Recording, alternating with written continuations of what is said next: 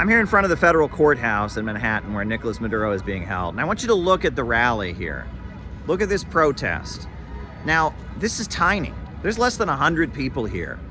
And I want you to imagine if Tucker Carlson was here speaking at this rally about the illegal kidnapping of Venezuela's leader. There'd be thousands of people here.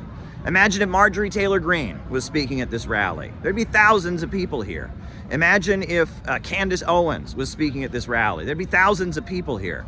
But there aren't, right? There aren't. Instead, there's just a handful of woke communists. Why?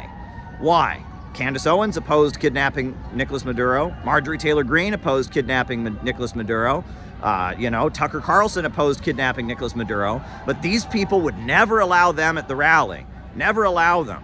Because they're Nazis, they're white supremacists. If we had a real anti-imperialist movement in this country, Nicolas Maduro would not be in this federal courthouse. But Brian Becker and Sarah Flounders and the woke people that dominate anti-war activism in this country have done everything they can to keep the anti-war movement isolated.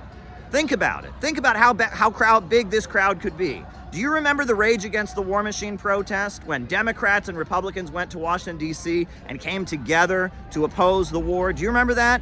They called it a white supremacist rally. They called the Rage Against the War Machine rally a white nationalist gathering. And then we saw how Charlie Kirk was shot in the neck, and they said that was good, and they celebrated it because Charlie Kirk is a white nationalist. That was their talking point. So the reason that Nicolas Maduro is in the federal detention right now is because these people have refused to build a real anti-war movement that includes both left and right. They have decided to keep the anti-war movement woke and cringe and fringe. They threaten violence against anti-war conservatives. They acclaim anybody who doesn't agree with them about transgenderism or whatever the latest trendy liberal cause is as a Nazi.